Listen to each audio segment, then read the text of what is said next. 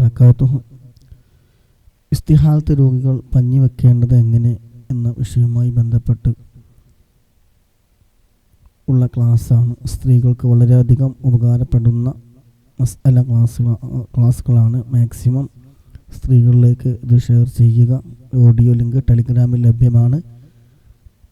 നല്ലത് പഠിക്കാനും കേൾക്കാനും എല്ലാം അല്ലാഹു സുബ്ഹാനഹു വ തആല നമുക്ക് തൗഫീഖ് നൽകുമാറാകട്ടെ. ബഹുമാനപ്പെട്ട അബൂ റയ്യാൻ ഉസ്താദിൻ്റെ ഫിഖ് ക്ലാസ്സുകളാണ്. അല്ലാഹു സുബ്ഹാനഹു വ തആല ഉസ്താദിന് ആഫിയത്തും ദീർഘായുസ്സും എല്ലാം പ്രദാനം ചെയ്യുമാറാകട്ടെ.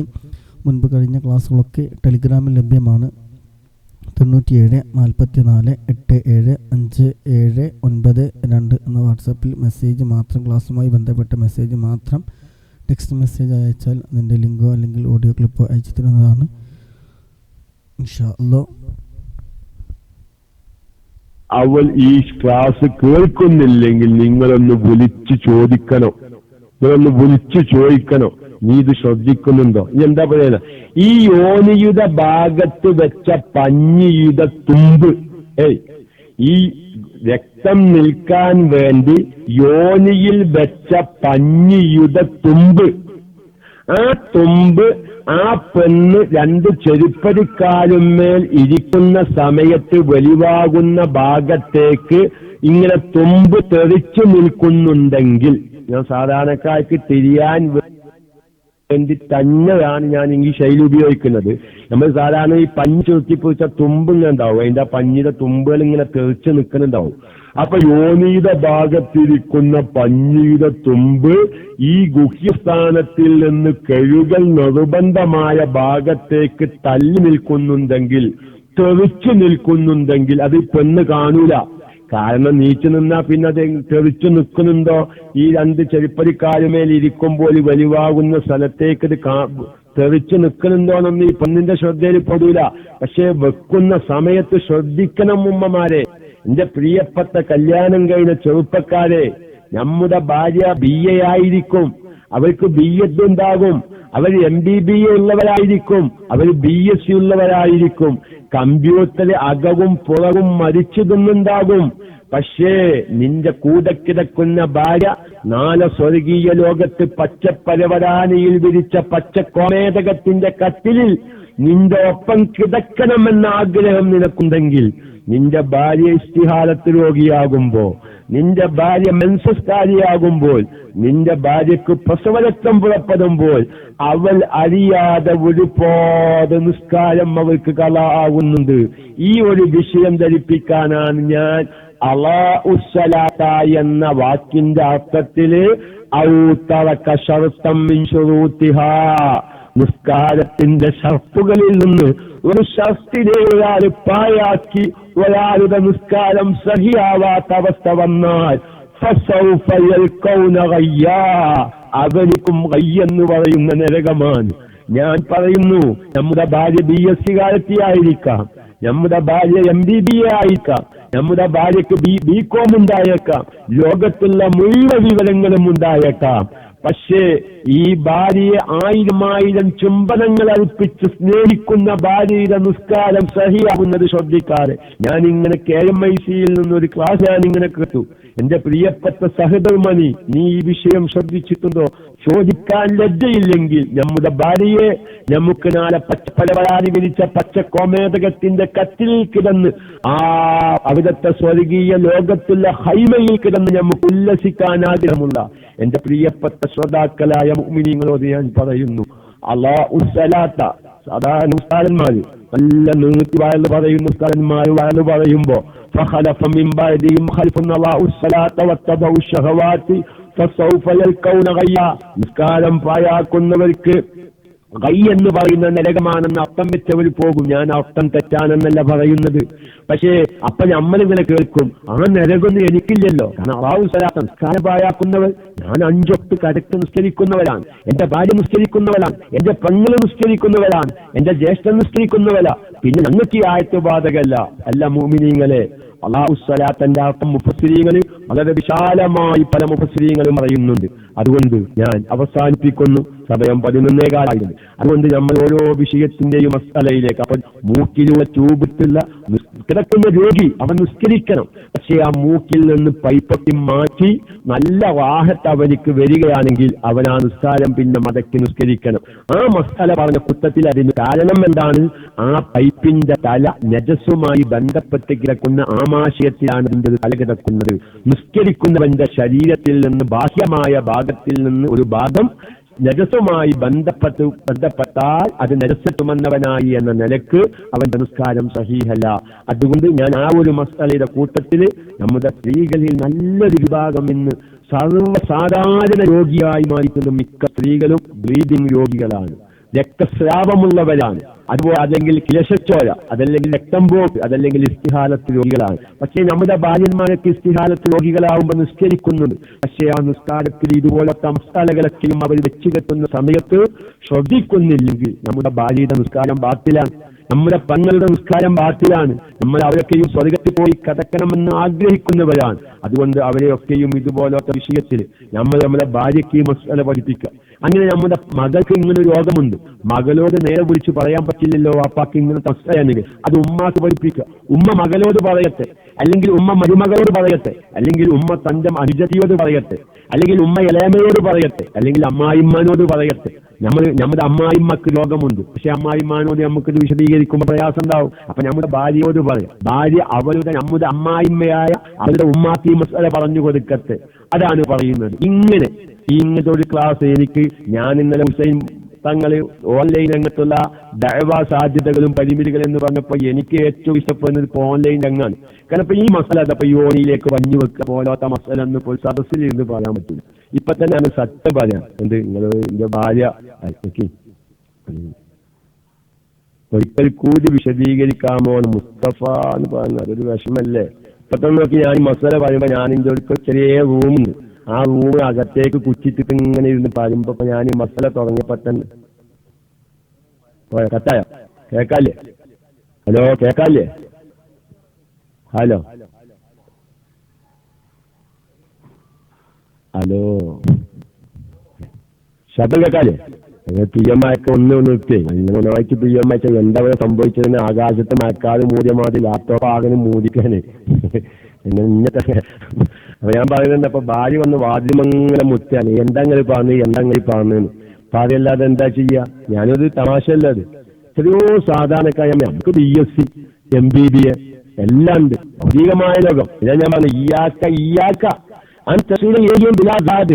MBBA ഉണ്ടോ, BSc ഉണ്ടോ, BCom ഉണ്ടോ, കമ്പ്യൂട്ടർ എഞ്ചിനീയർ ആയതുകൊണ്ടോ, അല്ലെങ്കിൽ എഡ്യൂറോപ്പി ആയതുകൊണ്ടൊന്നും കബയിൽ വിജയിക്കില്ല മക്കളെ. കബയിൽ വിജയിക്കാൻ നമുക്ക് എന്ത് തന്നെ വേണം? നമ്മുടെ നിസ്കാരം സഹിയാവണം, നമ്മുടെ നോമ്പ് സഹിയാവണം, നമ്മുടെ സക്കാത്ത് ശരിയാവണം, നമ്മുടെ ഹജ്ജ് ശരിയാവണം. അല്ലാതെ ഒരു അമല് കൊണ്ട് നമുക്ക് നാളെ കബറിൽ രക്ഷപ്പെടാൻ പറ്റൂല. അപ്പൊ അതുകൊണ്ട് എനിക്ക് ഇങ്ങനെ ഓൺലൈനിലാവുമ്പോ ധൈര്യമായിട്ട് പറയാം, ആരും കല്ലെടുത്തെറിയില്ല. നീ ഏറിക്കഴിഞ്ഞാൽ നമ്മൾ അടിമിനുമായി നിക്കത്ത് തോറ്റിട്ടേ ചെയ്യുള്ളൂ, വേറൊന്നും ചെയ്യൂല. എന്താ പറയാൻ ഇന്നത്തെ മസ്ലക്കും പറയുന്നത് എന്ന് പറഞ്ഞ് അവർ ചിലപ്പം തോറ്റിട്ടേക്കാം, എന്നാലും എന്റെ ശരീരത്തിനൊന്നും പറ്റൂല എന്ന ധൈര്യത്തിലാണ് ഇപ്പൊ ഞാൻ ഇന്ന് പറയുന്നത്. പക്ഷെ ഞാൻ പറയുന്നത് ഇന്നത്തെ മസാല മുക്കിലൂടെ ട്യൂബിട്ടാൻ എനിക്കെങ്ങനെയാണ് അനുസരിക്കുക? ഞാൻ ഇപ്പൊ എങ്ങനെ നിസ്കരിക്കുക? ഇനി ഇൻഷാ അല്ലാഹ് മൂത്രത്തിന് ട്യൂബിട്ടാൻ ഞാൻ സമയം 11 മണിയായിട്ട് ഉസ്താദ് സമയമാണോ? ഞാൻ മുസ്തഫ ഞാനൊരു പണി ചെയ്യാം, ഞാൻ തൽക്കാലം മൈക്ക് റിലീസ് ചെയ്യാം. എന്നിട്ട് ചോദ്യകർത്താക്കൾ വേറെ ഏതെങ്കിലും അബു മിസ്ബാ ഉസ്താദ്, അബു സിനാ ഉസ്താദ് ഇത് സംബന്ധമായ ചോദ്യം ഉണ്ടെങ്കിൽ അപ്പൊ പലരും ഒന്നുകൂടി പറയുന്നുണ്ട്. അപ്പൊ അതുകൊണ്ട് ഞാനൊരു മൈക്ക് റിലീസ് ചെയ്യാം. ഇങ്ങനത്തെ രജസുമായി ബന്ധപ്പെട്ട മറ്റു ചോദ്യങ്ങളും ഉത്തരങ്ങളും ഉണ്ടെങ്കിൽ അവർക്ക് ചോദിക്കാം, അതായിരിക്കും നന്നാവുക. അപ്പൊ അതുകൊണ്ട് ഇങ്ങനെ ആവശ്യമുള്ളവർക്ക് പലരും ഒന്നുകൂടി ചുരുക്കത്തിൽ, അതായത് ഒന്നും കൂടി ഞാൻ പറയാം അല്ലെ, ലാസ്റ്റ് ഭാഗം മതി. ലാസ്റ്റ് ഭാഗം, അതായത് സ്ത്രീകൾക്ക് ഇസ്തിഹാലത്ത് ഹലോ എന്റെ ഹലോ എന്റെ വേണ്ട, ഞാൻ ക്ലാസ്സിലാണ്. അപ്പോ ഇസ്തിഹാലത്ത് രോഗികൾക്ക് നിസ്കാരം നിർബന്ധമാണ്. അത് നമുക്ക് എല്ലാവർക്കും അറിയാം, സ്ത്രീകൾക്ക് നിസ്കാരം നിർബന്ധമാണ്. പക്ഷെ ആ ഇസ്തിഹാലത്തുകാരി ഓരോ വക്കത്തിലും നിസ്കരിക്കുന്നതിന് മുമ്പ് ഗുഹ്യസ്ഥാനം കഴുകി വൃത്തിയാക്കി പുറത്തേക്ക് വരുന്ന രക്തം കഴിവിന്റെ പരമാവധി തടഞ്ഞു നിർത്താൻ വേണ്ടി പഞ്ഞി തിരികണം. പഞ്ഞി തിരികിയിട്ടും രക്തം നിൽക്കില്ല എന്ന് കണ്ടാൽ പിന്നെ വെച്ച് കെട്ടണം. പഞ്ഞി വെക്കലും വെച്ച് കെട്ടലും നിർബന്ധമില്ല. പഞ്ഞി വെച്ചിട്ടും രക്തം നിൽക്കണില്ലെങ്കിൽ എന്ത് വേണം? വെച്ച് കെട്ടണം. അങ്ങനെ പഞ്ഞും വെച്ച് കെട്ടിയിട്ടും പിന്നെയും രക്തം പുറത്തേക്ക് വന്നും കൊണ്ടിരിക്കുന്നു, അവർക്ക് ആ നിസ്കാരത്തിൽ അതിനഫുണ്ട്. അപ്പൊ അവരിങ്ങനെയൊക്കെ ചെയ്തു. പഞ്ഞി വെക്കേണ്ട ദിവസമാണ് ഇപ്പൊ സംശയം. പഞ്ഞി വെക്കേണ്ട രൂപത്തിൽ പഞ്ഞി വെച്ചു, വീണ്ടും വെച്ച് കെട്ടി, എന്നിട്ടും രക്തം പുറത്തേക്ക് വരുന്നുണ്ട്. അങ്ങനെ ളുഹ്ർ നിസ്കരിക്കാൻ നിന്നു. അല്പം രക്തം അവരിങ്ങനെയൊക്കെ ചെയ്തിട്ടും രക്തം പുറത്തേക്ക് വരുന്നു. അല്പം രക്തം പുറത്തേക്ക് വന്നു, അവരുടെ നിസ്കാരക്കുപ്പായത്തിൽ ആയി. എന്നാൽ ആ നിസ്കാരത്തിൽ അവർക്ക് അതിന് അഫുണ്ട്. കാരണം അവർ ചെയ്യേണ്ട രൂപത്തിലൊക്കെ ചെയ്തിട്ടും രക്തം വീണ്ടും വരികയാണ്, അപ്പൊ പുറത്തേക്ക് വരികയാണ്. അപ്പൊ അതിലേക്ക് അഫുണ്ട്. പക്ഷെ ഈ ളുഹ്ർ നിസ്കരിക്കുമ്പോൾ അവർക്ക് ആ ഒരു തുല്യ രക്തം, കാരണം ഇസ്തിഹാലത്തിന്റെ ആയിലിന്റെ രക്തം നജസാണ്, അത് വസ്ത്രത്തിലായാൽ അതിന് അഫുണ്ട്. പക്ഷേ അസർ നിസ്കരിക്കുമ്പോൾ ഈ നിസ്കാരക്കുപ്പായം ധരിച്ചിന് അസർ നിസ്കരിക്കാൻ പാടില്ല. അസർ നിസ്കരിക്കണമെങ്കിൽ ഈ നിസ്കാരക്കുപ്പായത്തിലായ രക്തം കഴുകി വൃത്തിയാക്കൽ നിർബന്ധമാണ്. ചെയ്യേണ്ട രൂപത്തിലൊക്കെ ചെയ്തിട്ട് പുറത്തേക്ക് രക്തം വന്നാലാണ് കേട്ടോ, എല്ലാ കോലത്തിലും അല്ലേ, ശ്രദ്ധിക്കണം. അതാണ് ഇപ്പൊ മസാല. ഇനി അവിടെ വെച്ച് കെട്ടേണ്ടത് നമ്മുടെ സ്ത്രീകളിൽ നിന്നും നല്ലൊരു വിഭാഗം സ്ത്രീകൾ, ഞാൻ ഒരു ചെറിയ നിലക്കൊക്കെയും ചില ക്ലാസ്സുകളിലൊക്കെയും വിശദീകരിക്കുമ്പോൾ ചിലവരും പറയും ഞങ്ങൾ ഇന്ന് അങ്ങനെ ചെയ്യാറില്ല. എല്ലാവരും അങ്ങനെ എന്ന അർത്ഥത്തിലല്ല. നമ്മൾ ഒരാൾ തെറ്റിൽ നിന്ന് ഒരു ശരിയാക്കിയാൽ ഉപകാരം എന്ന് നിൽക്കാണ് പറയുന്നത്. അതായത് സ്ത്രീകൾ 2 ചെരുപ്പടിക്കാലുമേൽ ഇരിക്കുന്ന സമയത്ത് ഗുഹ്യസ്ഥാനത്തിൽ നിന്ന് ഒഴിവാകുന്ന ഭാഗം അത് ശരീരത്തിന്റെ ഉൾഭാഗം അല്ല, അത് ശരീരത്തിന്റെ ബാഹ്യമായ ഭാഗമാണ്. അതുകൊണ്ട് തന്നെ നിർബന്ധമായ കുളിക്കുന്ന സമയത്ത് അവിധം കഴുകൽ നിർബന്ധമാണ്. അത് ഒരു മസല ആണുങ്ങൾക്ക് വേണ്ടി ഞാൻ പറയാം. ചിലര് മുഖം കഴുകുന്ന സമയത്ത് ചുണ്ട് അമ്മം കടിച്ചും കൊണ്ട് മുഖം കഴുകും, അവരെ ഒരു സഹിയാവൂല. കാരണം ചുണ്ടിന്റെ ചുണ്ടിന് ചുവപ്പ് പറഞ്ഞ സ്ഥലം തന്നെ അത് എവിടെ പെട്ടതാണ്? മുഖത്തിൽ പെട്ടതാണ്, അതായത് ശരീരത്തിന്റെ പുറംഭാഗത്തിൽ പെട്ടതാണ്. അപ്പൊ നമ്മൾ ചിലവര് ഒതുണ്ടാക്കുന്ന സമയത്ത് ചിലവരെ പ്രകൃതിയാണ് ഈ ചുണ്ട് വായയുടെ അകത്തേക്ക് ഇങ്ങനത്തെ മടക്കി പിടിക്കുക. അത് ഞങ്ങളുടെ നാട്ടിലേക്ക് അമ്മം കടിക്കാനാണ് പറയാം. ഞാൻ നിങ്ങൾക്ക് തീരാൻ വേണ്ടിയാണ് പറയാം. അങ്ങനെ ആകുമ്പോൾ ഈ ചുണ്ടിന്റെ ചുവപ്പ് മുഖം കഴുകുമ്പോ എന്താവൂല? നനയില്ല. അപ്പൊ മുഖത്തിൽ നിന്ന് അല്പം നനയാതെ പോയി. അപ്പൊ മുഖം കഴുകിയത് ശരിയായില്ല. അപ്പൊ നമ്മൾ എന്ത് വേണം? നമ്മൾ വെള്ളിയാഴ്ച ജുമാക്ക് ചെന്നിട്ട് അവലും കരയിൽ നിന്ന് ഒതുണ്ടാക്കുക. അപ്പൊ ചില ചെറുപ്പക്കാരന്റെ ചുണ്ട് അകത്തേക്കും മടക്കി പിടിച്ച് മുഖം കഴുകുന്നു. നമ്മളവിടെ പറഞ്ഞു കൊടുക്കണം, മോനെ അങ്ങനെ ചുണ്ട് അകത്തേക്കും മടക്കി പിടിച്ച് മുഖം കഴുകുമ്പോ ആ ചുണ്ടിന്റെ ചുവപ്പ് നനയില്ല, അതിന്റെ ഒന്നും സഹിയാവൂല. ഒന്നും സഹിയായിട്ടില്ലെങ്കിൽ നിസ്കാരം സഹിയാവൂല. ചിലപ്പം അത് അറിയാത്തതിന്റെ പേരിലായിരിക്കും അവനൊരു പ്രകൃതിയായി അങ്ങനെ ചെയ്യുന്നത്. ഞാനൊരു ഉദാഹരണം പറഞ്ഞത്. അപ്പൊ ശരീരത്തിന്റെ പുറം ഭാഗത്തിൽ പെട്ട ഇത് കഴുകൽ നിർബന്ധമാണ്. അപ്പൊ ഒരു സ്ത്രീ, ഇസ്തിഹാലത്ത് രോഗിയായ സ്ത്രീ പഞ്ഞു വെക്കുന്ന സമയത്ത് തന്റെ യോനിയിലാണ് പഞ്ഞു വെക്കേണ്ടത്. കാരണം രക്തം വരുന്ന ഭാഗം തടഞ്ഞു നിർത്താനല്ല വേണ്ടത്, രക്തം വരുന്നത് അവിതന്നാണ്. അപ്പൊ അതുകൊണ്ട് യോനിയിലൂടെയാണ് രക്തം വരുന്നത്. അതുകൊണ്ടാണല്ലോ സ്ത്രീകളുടെ യോനി അല്ലാത്ത ദോഷത്തിലൂടെ രക്തം വന്നാൽ അത് ഹൈളല്ല എന്ന് ഫിഖിന്റെ ഗ്രന്ഥങ്ങളൊക്കെയും വളരെ വ്യക്തമായി ആ മസാലകളൊക്കെയും വിശദീകരിക്കുന്നുണ്ട്. ഈ യോനിയിൽ വെച്ച പഞ്ഞി അത് നജസുമായി ബന്ധപ്പെട്ട് കിടക്കുകയാണ്. ശരീരത്തിന്റെ ഉൾഭാഗത്തിൽ നജസായ രക്തം നനഞ്ഞു നിൽക്കുന്ന പഞ്ഞിയാണ് ഇപ്പോൾ യോനി ഭാഗത്തുള്ള പഞ്ഞി. ആ പഞ്ഞിയിൽ നിന്ന് ഒരു തുമ്പ്, സാധാരണ പഞ്ഞിങ്ങ് ചുരുത്തി പിടിച്ചോക്കൊണ്ടു, അതിനാണ് ചില തുമ്പുകൾ ഇങ്ങനെ തെറിച്ചു നിൽക്കും. വയസ്സായ ആൾക്കാർ എന്തെങ്കിലും, ചില ആൾക്കാർ മീശ നിരച്ചിട്ട് നിരച്ച മുടി ഇങ്ങനെ ഉണ്ടാക്കും, വെറ്റി ഒഴിവാക്കുമ്പോ കാണാൻ ഓരോ മീശമ്മക്കൊക്കെ ഈ നിരക്കാത്ത മീശ ഇങ്ങനെ തെറിച്ചു നിൽക്കുന്നുണ്ടാവും. എന്തിനാണ് വെക്കും പഴിച്ചു കളയുന്നത്? അള്ളാഹു തആല കാത്തു രക്ഷിക്കട്ടെ. അപ്പൊ ഞാൻ ഏതായാലും പറഞ്ഞു,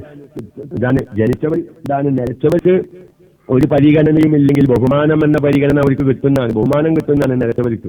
മനസ്സിലായോ? അപ്പൊ ഏതോ ഇരിക്കട്ടെ, ഞാൻ പറയുന്നത് അതിനെ തെളിച്ചു നിൽക്കും. അങ്ങനെ യോനിയിൽ വെച്ച പഞ്ഞി അതിന്റെ പഞ്ഞിയുടെ ഒരു തുമ്പ് ഈ കഴുകൽ നിർബന്ധമായ സ്ത്രീയുടെ ഗുഹ്യസ്ഥാനത്തിന്റെ ഭാഗത്തേക്ക് തള്ളി നിൽക്കുന്നുണ്ടെങ്കിൽ അകത്ത് നജസുമായി ബന്ധപ്പെട്ടതിന്റെ ഒരു തലപ്പ് അല്പം ശരീരത്തിന്റെ പുറം ഭാഗത്തേക്ക് വെളിവായി നിന്നാൽ നിസ്കാരം ബാത്തിലാകും. അപ്പൊ ഇസ്തിഹാലത്ത് രോഗികൾ ഇക്കാര്യം ശ്രദ്ധിച്ചില്ലെങ്കിൽ അവരുടെ നിസ്കാരം ബാത്തിലാകും. പക്ഷെ നോമ്പുള്ള ഇസ്തിഹാലത്ത് കാര്യമാണെങ്കിൽ ആ ഭാഗത്തേക്ക് പഞ്ഞി വെക്കരുത്. കാരണം യോനിയിലേക്ക് പഞ്ഞിയോ കൈവിരലോ പ്രവേശിക്കലോട് കൂടെ തന്നെ അവരുടെ നോമ്പ് ബാത്തിലാകും. അപ്പൊ ഇസ്തിഹാലത്ത് കാര്യം നോമ്പുള്ള സമയത്ത് അങ്ങനെ നിസ്കരിക്കുമ്പോൾ അതൊക്കെ ഇപ്പോഴും ആവശ്യമോ? കാരണം ഇപ്പൊ റമളാൻ മാസത്തിലെ നോമ്പ് കളാ വീട്ടുന്ന ഒരുപാട് സ്ത്രീകൾ ഉണ്ടാവും. മുഹറം 1 മുതൽ 10 വരെ നോമ്പ് ഒക്കെ സുന്നത്തല്ലേ.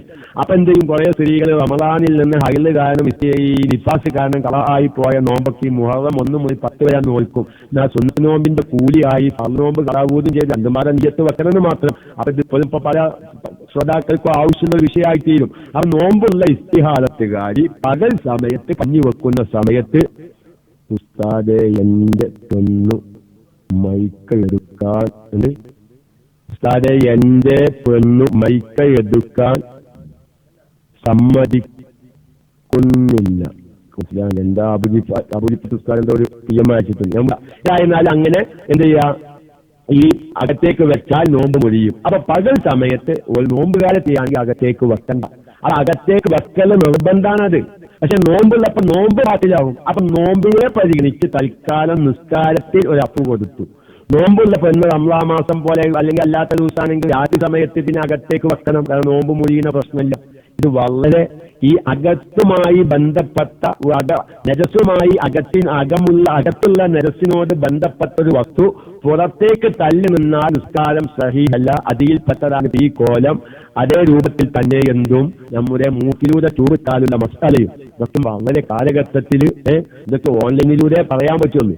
അപ്പൊ അതുകൊണ്ട് നമ്മുടെ അൻപത് ഉസ്താദൊക്കെ പറഞ്ഞ മാതിരി ഓൺലൈനിൽ ദഅവാ സാധ്യത അത് വളരെയധികം നല്ലതാണ്. കാരണം പല സ്ത്രീകളും സ്വന്തം റേഡിയോ ഉപയോഗിച്ചിട്ട് അവരുടെ സ്വന്തം റൂമുകളിലിരുന്ന് വീടുകളിലൊക്കെ ഇതുപോലത്തെ മസാല ശ്രദ്ധിക്കുമ്പോൾ അവർക്ക് തന്നെ പഠിക്കാനും സൗകര്യമാണ്. നേരെ മറിച്ച് നമ്മൾ നേരെ മുഖാമുഖമുള്ള ഒരു സദസ്സിൽ പറയുമ്പോൾ ഉമ്മ ഉണ്ടാവും, ജ്യേഷ്ഠത്തി ഉണ്ടാവും, അമ്മായിമ ഉണ്ടാവും. അപ്പൊ ഇങ്ങനത്തെ മസാല പറയുമ്പോൾ ഇങ്ങനെ അമ്മായിമ ഇന്റെ മുഖത്ത് നോക്കുന്നുണ്ടോ, മരുവൽ ഇന്റെ മുഖത്ത് നോക്കുന്നുണ്ടോ എന്നൊക്കെ ഒരിക്കൽ ആ സദസ്സിൽ ഇരുന്നൊരു മതി തോന്നും. പക്ഷെ ഓൺലൈനിലാകുമ്പോ അധികം താല്പര്യമുള്ളവർക്ക് പഠിക്കാം. ചിലപ്പം ആർക്കെങ്കിലും ഇങ്ങനത്തെ മസാല ഓൺലൈനിലൂടെ പറയുന്നത് കൊണ്ട് വിരോധമുണ്ടെങ്കിൽ ബഹുമാനപ്പെട്ട അഡ്മിനുമായി. കാരണം ഞാൻ ഈ ഒരു വിഷയം പറയുമ്പോൾ എല്ലാവരും ശ്രദ്ധിക്കണ്ട. നമ്മുടെ പുരുഷന്മാരായ നമ്മളൊക്കെ ഇങ്ങനെ കഠിനാധ്വാനം ചെയ്ത് ഗൾഫിൽ കാര്യം മീശയ്ക്ക് നിരച്ച് അധ്വാനിച്ച് നമ്മുടെ ഭാര്യമാർക്ക് അയച്ചു കൊടുക്കുകയാണ്. പക്ഷെ അവരുടെ നിസ്കാരം നോമ്പൊന്നും ഗൾഫിലായതിന്റെ പേരിൽ അള്ളാഹ് എനിക്ക് ശ്രദ്ധിക്കാൻ കൂടിയില്ല എന്ന് പറഞ്ഞപ്പോൾ ആഖിറത്തിൽ അതൊന്നും രക്ഷപ്പെടൂലല്ലോ. അവരോടൊപ്പം നമ്മൾ സ്വർഗത്തിൽ കടക്കണം. അതിനാലോ നമ്മൾ മൗലൂദിലും എല്ലാ സമയത്തും നമ്മൾ ദ്വാരിക്കുന്നത്. അവരോടുള്ള സ്നേഹം കൊണ്ടാലോ ഗൾഫിൽ നമ്മൾ ആദ്യമീശി നരച്ചത്. അല്ലെങ്കിൽ നമുക്ക് ഞാൻ നാട്ടിലേക്ക് പോയി നീ എവിടെയെങ്കിലും പോയി ജോലി ചെയ്തോ? നല്ല ചിന്തിക്കണം. ഇന്ന് പ്രസവിച്ച വീട്ടിൽ നിന്ന 30,000 രൂപ ഇന്ത്യക്ക് നാട്ടിൽ 40 ദിവസം പ്രസവിച്ച സ്ഥലത്ത് നിന്നാൽ ശ്രദ്ധിക്കണം. ഞാൻ പോയിന്റ് പറയാം. പ്രസവിച്ച വീട്ടിൽ 40 ദിവസം നിന്നാൽ 30,000 രൂപ ഇന്ത്യ നാട്ടിൽ. ഈ കോഴിക്കോടും മലപ്പുറത്തൊക്കെ എത്ര എനിക്കറിയില്ല. നമ്മൾ ആരെങ്കിലും നമ്മുടെ ഭാര്യമാരോട് ഞാൻ 25 കൊല്ലായി ഗൾഫിൽ, എനിക്ക് ഷുഗറും പ്രഷറും ബിപിയും കൂടി എന്നെ കൊണ്ട് ഇനി കണ്ടിക്കാൻ വയ്യ, ഞാൻ നാട്ടിക്ക് പോരുക, നാട്ടിക്ക് പോന്നാൽ നമ്മൾ എന്താ ചെയ്യാ എന്ന് ചോദിച്ചാൽ ഇത് പ്രസവിച്ചോട്ട് പോയി നിന്ന് 40 ദിവസം കൊണ്ട് 30,000 കിട്ടുന്ന ഇന്ന് വരെ നമ്മൾ ആരെങ്കിലും നമ്മുടെ ഭാര്യമാരോട് പറഞ്ഞിട്ടുണ്ട്? എന്തേ പറയാതിരിക്കാൻ കാരണം? നമ്മുടെ ഭാര്യമാരോടുള്ള സ്നേഹ. ഞാൻ കഷ്ടപ്പെട്ടാലും, ഞാൻ എത്ര വലിയ രോഗിയായാലും, എന്തായാലും ഞാൻ കണ്ടിട്ട് എന്റെ ഭാര്യനെ ഞാനൊരു ജോലിക്ക് പറഞ്ഞേക്കൂല, അല്ലെങ്കിൽ അവരോട് യോജിക്കാത്തൊരു ജോലിക്ക് പറഞ്ഞേക്കൂല എന്ന് നമുക്ക് ഭാര്യയോടുള്ള സ്നേഹമാണ്. ഭാര്യയോട് സ്നേഹം അല്ലെങ്കിൽ നമ്മൾ പറയില്ലേ, കെട്ടിയോട്ട് പ്രസവിച്ചോട്ട് പോയിന്നോ മാസം 30,000 40,000 കിട്ടും, അതുകൊണ്ട് നമുക്ക് സുഖമായി ജീവിക്കാം, ഇന്നെക്കൊണ്ട് ഇനി ഗൾഫിൽ അധ്വാനിക്കാൻ വയ്യ. ഇന്ന് വരെ നമ്മൾ ആരോട് പറഞ്ഞിട്ടില്ല. ഇന്ന് വരെ നമ്മൾ ആരോട് പറഞ്ഞിട്ടില്ല ഭാര്യനോട്. എന്റെ കാരണം ഈ ഭാര്യനോടുള്ള സ്നേഹം. അതുകൊണ്ട് എന്റെ പ്രിയപ്പെട്ട ചെറുപ്പക്കാരെ, എന്റെ പ്രിയപ്പെട്ട പുരുഷന്മാരെ, ഭാര്യന്മാരോട് നമുക്ക് സ്നേഹം. എന്റെ ഭാര്യയുടെ ശരീരം നരകാക്കു തിന്നരുത്. അംശക്കും വാസിക്കുന്ന സ്വന്തം ശരീരത്തെയും കുടുംബമിത്രാദികളുടെയും ശരീരങ്ങളെ ആ നരകീയ ചൂടിയേൽക്കലിനകത്ത് കെടുതൽ നടപടി സ്വീകരിച്ചോ എന്ന ആയത്തിന്റെ അടിസ്ഥാനത്തിൽ നമ്മുടെ ഭാര്യന്മാരോട് സ്നേഹമുണ്ടെങ്കിൽ ഇങ്ങനത്തെ ഗഹനമായ വിഷയങ്ങളൊക്കെയും അവർക്ക് പഠിപ്പിക്കാൻ നമ്മുടെ ഓൺലൈൻ സംവിധാനം നമുക്ക് സൗകര്യം കിട്ടും. നമ്മൾ നല്ല മൊബൈൽ വാങ്ങിക്കൊടുക്കുമ്പോൾ അവർക്ക് വളരെ പരിധിയും അതും ഇതും വാങ്ങിക്കൊടുക്കുന്നതിന് പകരം നമ്മുടെ കോന്നിയുടെ പിടുത്തം സ്റ്റീലാക്കുന്നതിനു പകരം നല്ലൊരു ഉപകാരപ്രദമായ ഒരു മൊബൈൽ വാങ്ങിക്കൊടുത്ത് അതിലൊരു KMIC റേഡിയോ സെറ്റ് ചെയ്ത് കൊടുത്ത് ഇൻഷാ അല്ലാഹ് ഇന്ന സമയത്ത് ഇന്ന ഉസ്താദിന്റെ ക്ലാസ് ഉണ്ടാവും, ഇന്ന സമയത്ത് ഇന്ന ഉസ്താദിന്റെ ക്ലാസ് ഉണ്ടാവും, ആ ക്ലാസ് എന്തായാലും ഇത് കേൾക്കണം, എന്നിട്ട് എനിക്ക് ആവശ്യമുള്ളത് പിന്നെ ഇന്നത് ചോദിച്ചാൽ മതി, ഞാൻ PM അയച്ചു ഉസ്താദ്മാരെ ചോദിച്ചാൽ എനിക്ക് മനസ്സിലാക്കി തരണ്ട്. നമുക്ക് ഇങ്ങനെ ഓൺലൈനിലൂടെ ഇങ്ങനെ ഒരുപാട് സഹോദരിമാർക്ക് ഒരുപാട് നിസ്കാരം സഹിയാക്കുന്ന, നോമ്പ് സഹിയാക്കുന്ന മസാലകളൊക്കെയും പഠിപ്പിക്കാൻ അല്ലാഹു തൗഫീഖ് നൽകുമാറാവട്ടെ എന്ന് പറഞ്ഞ് വൈകുന്നേരമായി സാധ്യതയായിട്ടുള്ള ക്ലാസ്സാണ് അതെത്തണം. ഏതായിരുന്നാലും മറ്റേ അബൂലിഫത്ത് ഉസ്താദ് ഏതെങ്കിലും ഉസ്താദ്മാർ ക്ലാസ്സിലുണ്ടെങ്കിൽ ക്ലാസ് റൂമിലേക്ക് വരിക. ഇൻഷാ അല്ലാഹ് മൂത്രത്തിന് ചൂപിട്ടാൽ അതൊക്കെ നമ്മളിന്ന് വളരെ ആവശ്യമാണ്. നമ്മുടെ കുടുംബത്തിലെത്തുമ്പോൾ വളരെ ആവശ്യമാണ്.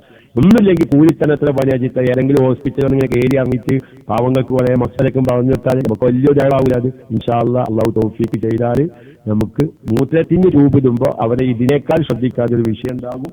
അതുകൊണ്ട് ഏതായാലും ഞാൻ എന്റെ ശൈലി നിങ്ങൾക്ക് മനസ്സിലായോ എന്നറിയില്ല. ഒറ്റ വാക്കിൽ ഞാൻ പറയുന്നു, മനസ്സിലായിട്ടില്ലെങ്കിൽ മനസ്സിലായില്ല എന്ന് പറയണം. മനസ്സിലാവാതിരുന്നിട്ടും മനസ്സിലായില്ല എന്ന് പറയാനുള്ള മനസ്സില്ല എങ്കിൽ നിങ്ങൾക്ക് മനസ്സിലായെന്ന് ഞാൻ എങ്ങനെ മനസ്സിലാക്കും? മനസ്സിലായോ എന്ന് പറഞ്ഞ് ഞാൻ മൈക്ക് റിലീസ് ചെയ്യുന്നു. ആ വസിയത്തോടുകൂടെ അസ്സലാമു അലൈക്കും വറഹ്മത്തുള്ളാഹി.